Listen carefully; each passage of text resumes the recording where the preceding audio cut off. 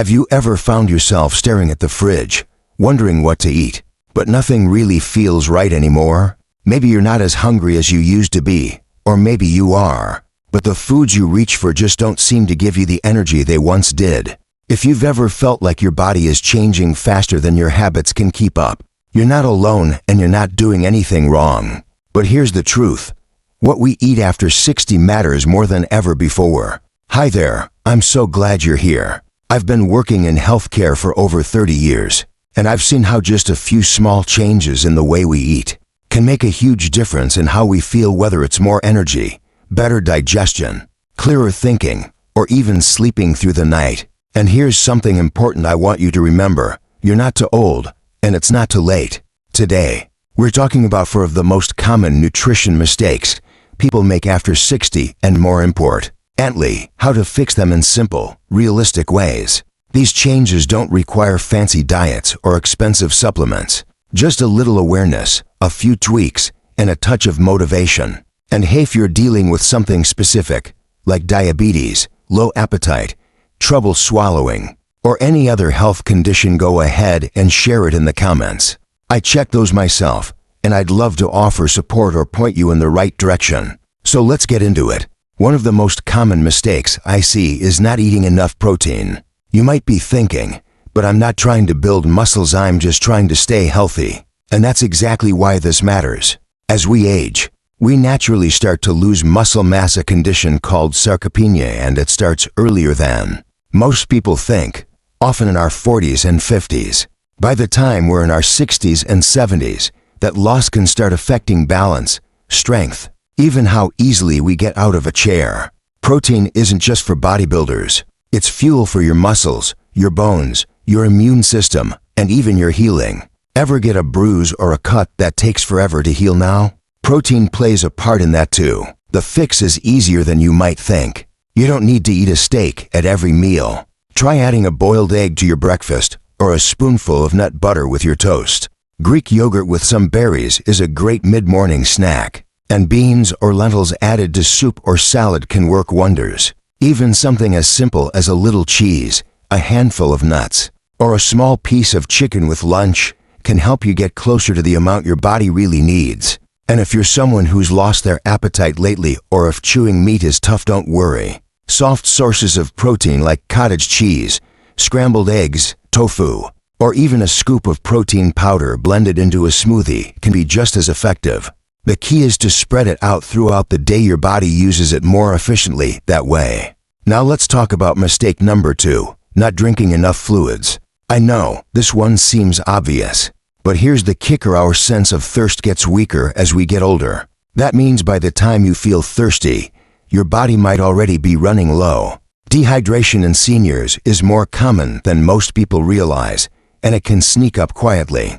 It doesn't always show up as feeling parched. It might be a headache, dizziness, dry mouth, confusion, or even constipation. Yes, dehydration can literally slow down your digestion and make going to the bathroom feel like a chore. What's the solution?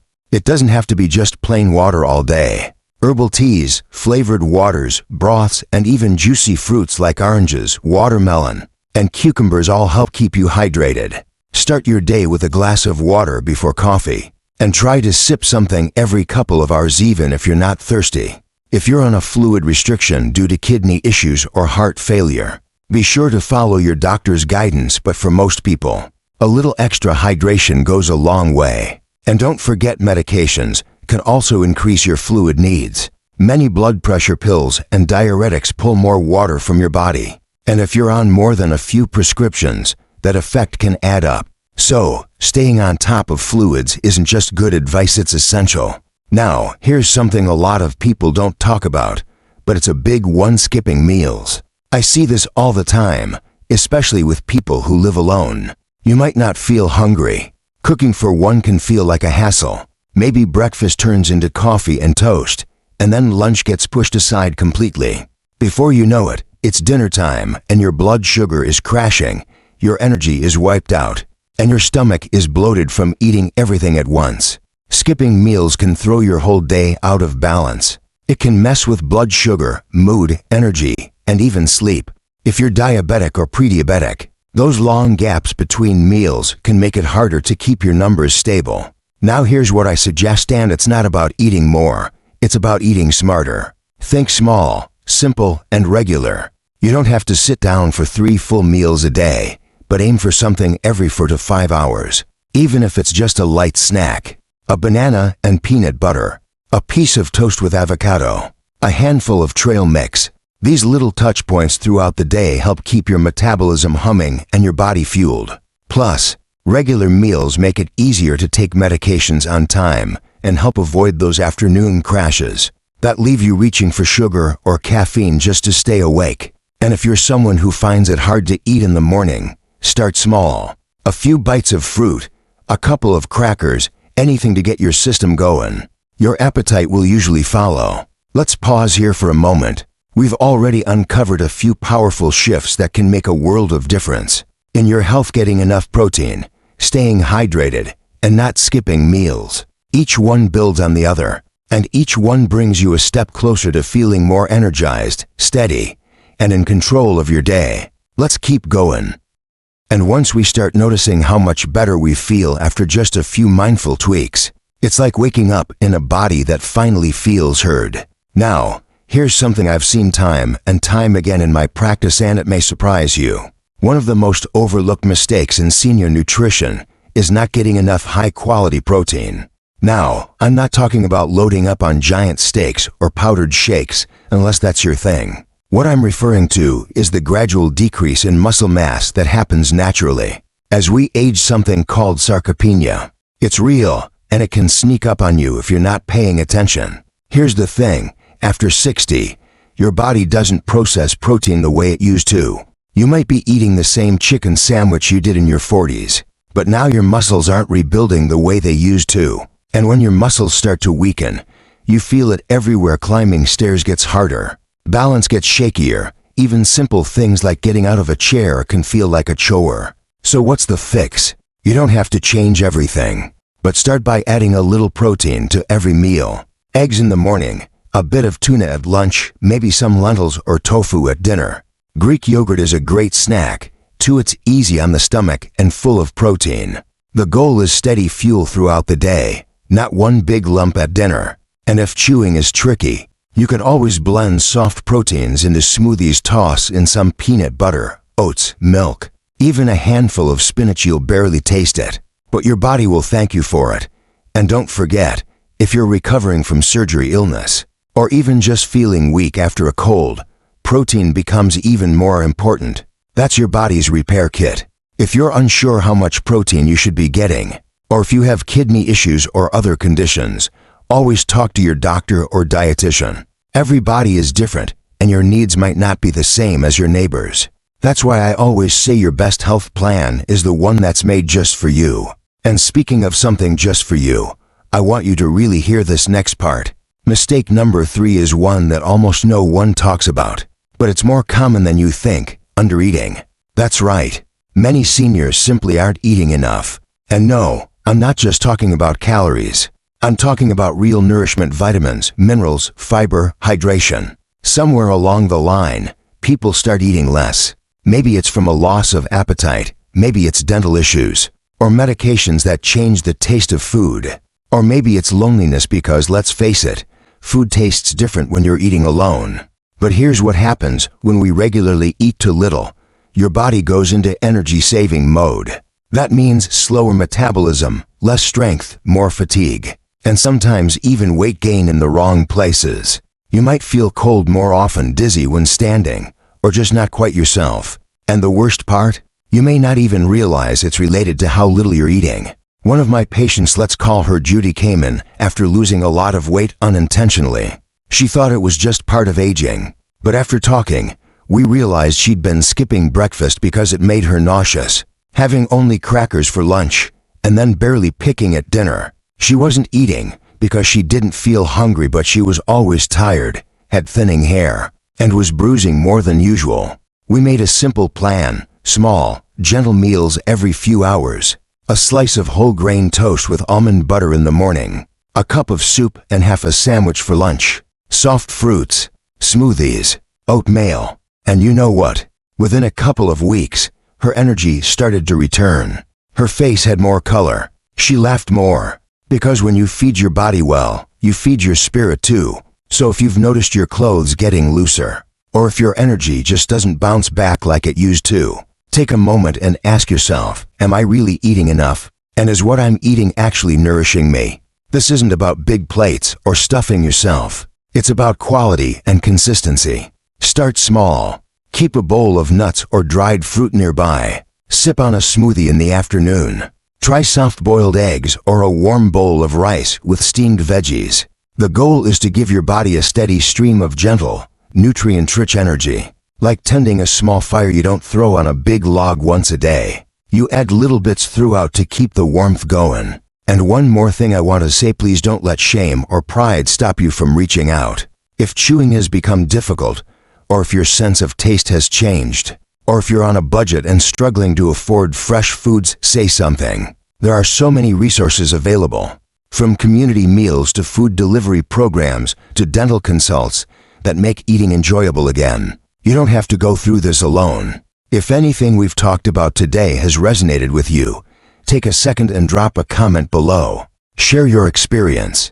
Let us know what challenges you're facing when it comes to eating well. You never know who you might help by speaking up, and I always make time to read and respond to your messages.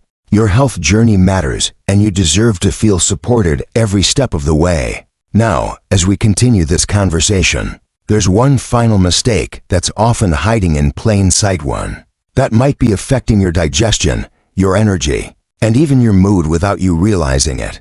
One final mistake that's often hiding in plain sight: not getting enough fiber. Now, I know fiber doesn't sound like the most exciting topic in the world, but hear me out. This one small detail can make a huge difference in how you feel day to day. Your digestion, your energy, your heart health, even your mood, all of it is connected to fiber. And yet, so many folks over 60 are getting only half of what their bodies need. You've probably noticed that things don't move along quite like they used to. Constipation becomes more common. Bloating shows up out of nowhere, and even after a light meal, you feel heavy or uncomfortable. It's not just aging, it's often a sign that your gut is crying out for more fiber and water. Let's break it down in real-life terms. Fiber works like a broom inside your body. It gently sweeps out waste, keeps your blood sugar steady, and helps lower cholesterol. It feeds the good bacteria in your gut, which in turn keeps your immune system strong and your mind clearer. That's right, gut health and brain health are deeply connected. So, how do you fix a fiber-poor diet without overhauling everything? Start with just one extra serving of something rich in fiber each day.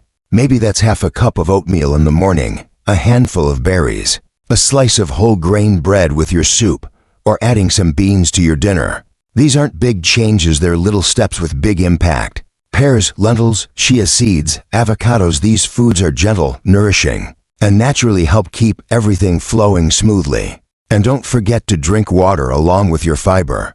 Otherwise, that broom we talked about, it gets stuck. Fiber without enough water can actually slow things down. So sip throughout the day even if you're not thirsty. Herbal teas, warm water with lemon, broth, all of that counts. Now, I want to speak directly to those of you who are thinking, I've tried fiber and it just gives me gas. You're not alone, and it doesn't mean you should avoid it. It just means your body needs a gentler approach. Start slowly. Cook your vegetables until they're soft. Choose soluble fibers like oats, bananas, and squash before diving into raw salads or dense grains. Give your gut time to adjust, and trust that it will. One of my patients, Georgie, was 74, came in with chronic constipation and constant fatigue. He thought it was just old age, but all we did was add a little fruit in the morning and a small bowl of lentil soup in the evening. Within a week, he was sleeping better, his belly felt lighter, and in his own words, I finally feel like I'm not carrying around a brick all day. That's the power of fiber. And listen, this is important. If your doctor has told you to follow a special diet like low fiber for diverticulitis, or if you've had bowel surgery, you need to stick to that advice. But even then, there are usually ways to add in gentle fiber once your body is ready. So don't hesitate to ask about it. The bottom line is this: what you eat in your 60s, 70s,